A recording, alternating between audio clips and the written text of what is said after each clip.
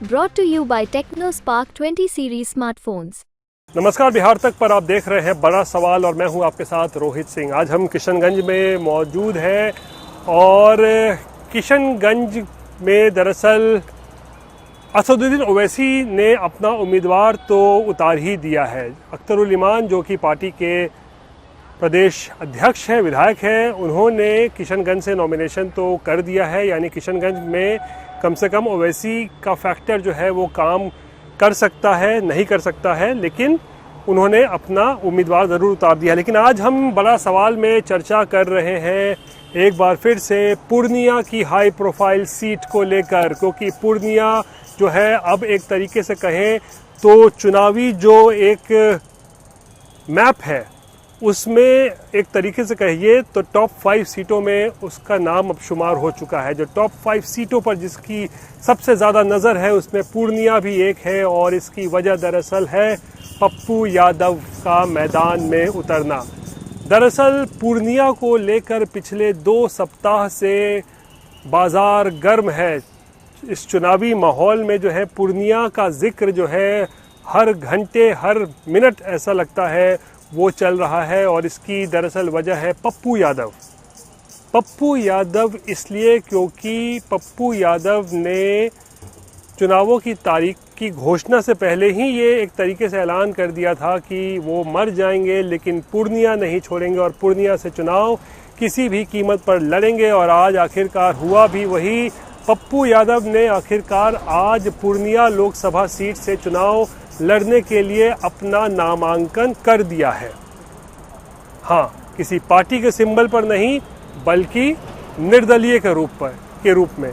और निर्दलीय के रूप में शायद हो सकता है पप्पू यादव के लिए ये मामला कुछ उनके समर्थन में चला जाए, यानी उनके पक्ष में चला जाए, क्योंकि पूर्व में भी पूर्णिया से वो 4 बार जो है निर्दलीय सांसद रह चुके हैं। और एक बार फिर पप्पू यादव निर्दलीय है, निर्दलीय उम्मीदवार के तौर पर आज उन्होंने अपना पर्चा भर दिया है। और अब जो पूर्णिया की लड़ाई है वो अब आर पार की लड़ाई नहीं बल्कि त्रिकोणीय हो चुकी है ये लड़ाई।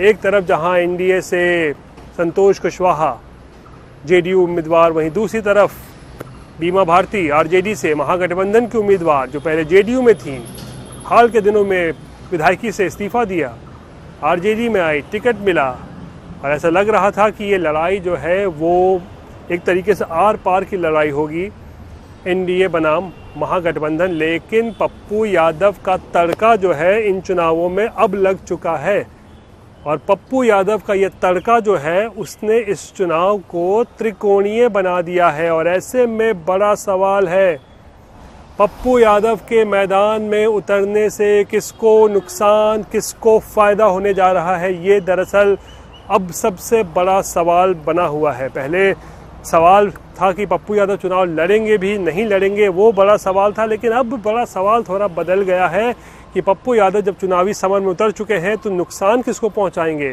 फ़ायदा किसको होगा उनके चुनाव लड़ने से, ये बड़ा सवाल है। और अगर फौरी तौर पर देखें तो पप्पू यादव जो है और बीमा भारती जो है उनका वोट बैंक दरअसल एक जैसा ही है। इसीलिए शायद बीमा भारती भी बार बार पप्पू यादव से गुहार लगा रही हैं कि उनके पक्ष में आ जाएं, चुनाव ना लड़ें, उनका समर्थन करें। लेकिन पप्पू यादव तो ठहरे। पप्पू यादव जिद एक बार ठान ली तो फिर जिद्दी बहुत है पप्पू यादव और उसी जिद के कारण आज उन्होंने अपना नामांकन भी कर दिया है। कहते हैं पूर्णिया उनकी माँ है, पूर्णिया के वो बेटे हैं, गरीबों के मसीहा हैं, घर घर बच्चा बच्चा पप्पू यादव को जानता है। वो जीते भी हैं पूर्णिया के लिए, मरते भी हैं पूर्णिया के लिए, यानी ये पूर्णिया से उनका एक रिश्ता है और उसी रिश्ते को निभाते हुए आज उन्होंने नामांकन कर दिया है। त्रिकोणीय लड़ाई होगी। तो सवाल ये कि क्या बीमा भारती को इसका नुकसान उठाना पड़ सकता है? तो बात बिल्कुल ऐसा लगता है, क्योंकि दोनों का वोट बैंक एक है। तो फिर जो गैर जेडीयू यानी एनडीए अगर हम कहें तो गैर एनडीए का जो एक वोट बैंक है, जो अगर पप्पू यादव चुनाव नहीं लड़ते तो वो एक मुश्त वोट जो है जो बीमा भारती को जा सकता था तो वो गैर एनडीए जो वोट है, अब बीमा भारती के साथ साथ पप्पू यादव भी उसमें सेंधमारी करेंगे, यानी कि वोट काटेंगे बीमा भारती का। अब बीमा भारती का अगर वो वोट काटते हैं तो फिर इससे फ़ायदा किसको होना है?